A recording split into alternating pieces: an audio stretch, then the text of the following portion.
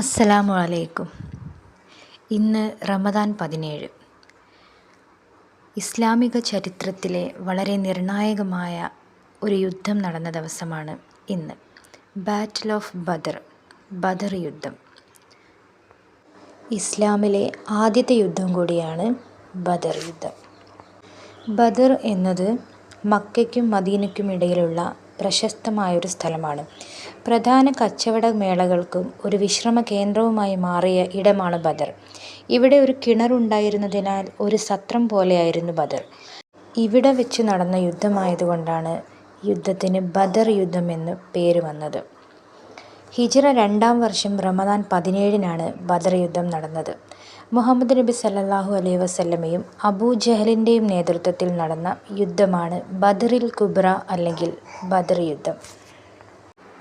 മക്കയിൽ മുസ്ലിങ്ങൾക്കെതിരെയുള്ള ആക്രമണങ്ങൾ കൂടുകയും സ്വത്തിനും ജീവനും ഭീഷണി നേരിട്ടപ്പോഴുമാണ് അവർ മദീനയിലേക്ക് പലായനം ചെയ്തത്.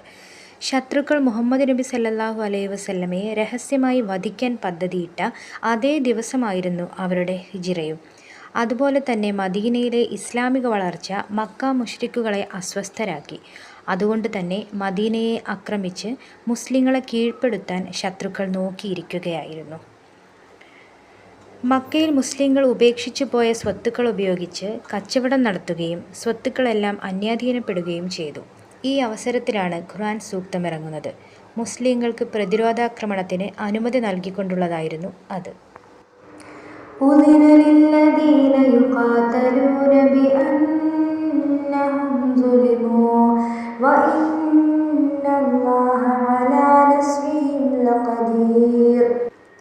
ആക്രമണത്തിന് ഇരയാകുന്നവർക്ക് അവർ മർദ്ദിതരായതിനാൽ യുദ്ധത്തിനുള്ള അനുവാദം നൽകപ്പെട്ടിരിക്കുന്നു. അല്ലാഹു അവരെ സഹായിക്കാൻ കഴിവുള്ളവനാകുന്നു. ഇതിൻ്റെ വിശദീകരണം: മർദ്ദിതർക്ക് പ്രതികാര നടപടിയെടുക്കാൻ അവകാശമുണ്ട്. എന്നാൽ അത് ഇങ്ങോട്ടുണ്ടായ അതിക്രമണത്തിന് തുല്യവും പരിധി വിടാത്തതുമായിരിക്കണം. അങ്ങനെയുള്ളവർക്ക് മാത്രമേ ദൈവിക സഹായം ഉണ്ടാവുകയുള്ളൂ. ഒരു സമൂഹത്തിൻ്റെ നിലനിൽപ്പിന് അനിവാര്യമായതാണ് പ്രതികാര നടപടികൾ. ഇത്തരം നടപടികൾ സമൂഹങ്ങളിലെ കൈകാര്യകർത്താക്കളുടെ സുചിന്തിത തീരുമാനത്തിലൂടെ ആയിരിക്കേണ്ടതാണ്.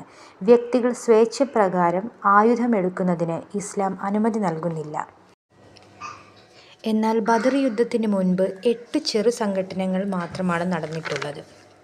അബൂ സുഫിയാനും കൂട്ടരും കച്ചവടം കഴിഞ്ഞ് വൻ ലാഭവിഹിതവുമായി ഷാമിൽ നിന്നും യാത്ര തിരിച്ചുവെന്ന വിവരം പ്രവാചകൻ മുഹമ്മദ് നബി സല്ലല്ലാഹു അലൈഹി വസല്ലമ അറിയുകയുണ്ടായി. തങ്ങളെ മക്കയിൽ നിന്നും ആട്ടിപ്പുറത്താക്കിയ ശേഷം അവർ നേടുന്ന വൻ ലാഭമായിരുന്നു ഇത്. ഈ ഘട്ടത്തിൽ അവർക്കു നേരെ നേരിടുന്ന പക്ഷം എല്ലാ അർത്ഥത്തിലും അവർക്കിത് വൻ തിരിച്ചടിയാവും. ബിംബാരാധകരും ധിക്കാരികളുമായ അവർ കേൾക്കുന്ന ഏറ്റവും വലിയ പ്രഹരമായിരിക്കും ഇത് എന്ന് മനസ്സിലാക്കിയ പ്രവാചകൻ ഈ അവസരം മുതലെടുക്കുവാൻ തീരുമാനിച്ചു.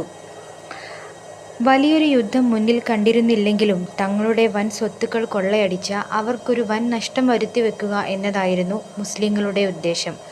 മുഹമ്മദും കൂട്ടരും തങ്ങൾക്കു നേരെ പുറപ്പെട്ടിട്ടുണ്ടെന്ന വിവരം അറിഞ്ഞ അബൂ സുഫിയാൻ ദൂതനെ മക്കയിലേക്ക് അയച്ച് സഹായം ആവശ്യപ്പെട്ടു. അങ്ങനെ അൻസ്വാറുകളും മുഹാജിറുകളും യുദ്ധത്തിന് തയ്യാറായി. വൻ സൈന്യവും സന്നാഹവുമായി ഖുറൈശികളും യുദ്ധത്തിന് തയ്യാറായി. മുസ്ലിം പക്ഷത്ത് ആളുകളും ആയുധങ്ങളും കുറവായിരുന്നു. അള്ളാഹുവിനോടുള്ള അടിയുറച്ച വിശ്വാസമായിരുന്നു അവരുടെ അവലംബം. അർപ്പണബോധത്തോടെ നബി സല്ലല്ലാഹു അലൈഹി വസല്ലമയും 313 സ്വഹാബികളും സമരസന്നദ്ധരായി. 3 കുതിരകളും 70 ഒട്ടകങ്ങളും 6 പടയങ്കികളുമാണ് അവർക്കുണ്ടായിരുന്നത്. ശക്തരായ 1000 ഖുറൈശി യോദ്ധാക്കളാണ് ശത്രുപക്ഷത്ത് ഉണ്ടായിരുന്നത്. 200 പടക്കുതിരകൾ, 700 ഒട്ടകങ്ങൾ, 600 പടയങ്കികളുമാണ് അവരുടെ ഭാഗത്തുണ്ടായിരുന്നത്.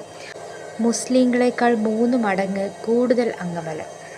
ഖുറൈശികളുടെ സംഘത്തെ നയിച്ചത് അബൂജഹൽ.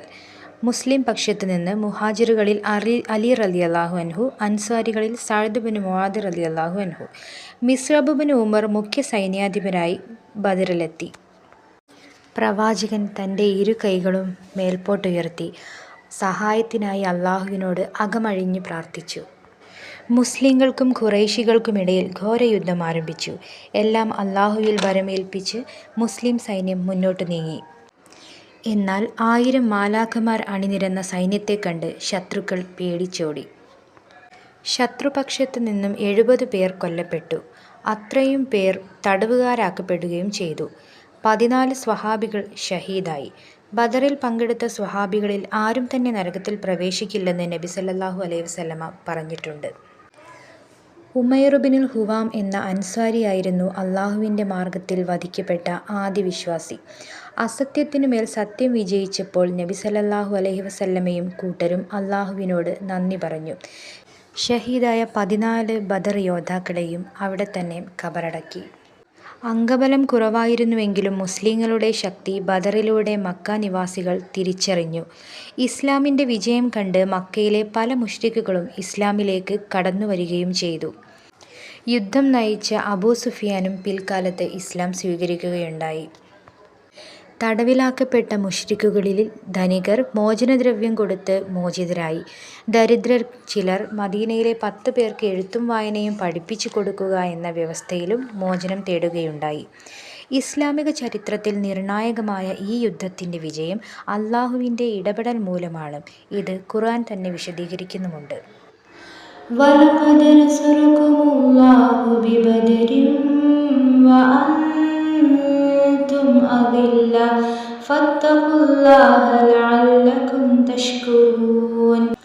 നിങ്ങൾ ദുർബലരായിരിക്കെ ബദറിൽ അള്ളാഹു നിങ്ങളെ സഹായിച്ചിട്ടുണ്ട്. അതിനാൽ നിങ്ങൾ ദൈവകൽപ്പനകളെ സൂക്ഷിക്കുക. നിങ്ങൾ നന്ദിയുള്ളവരാകും.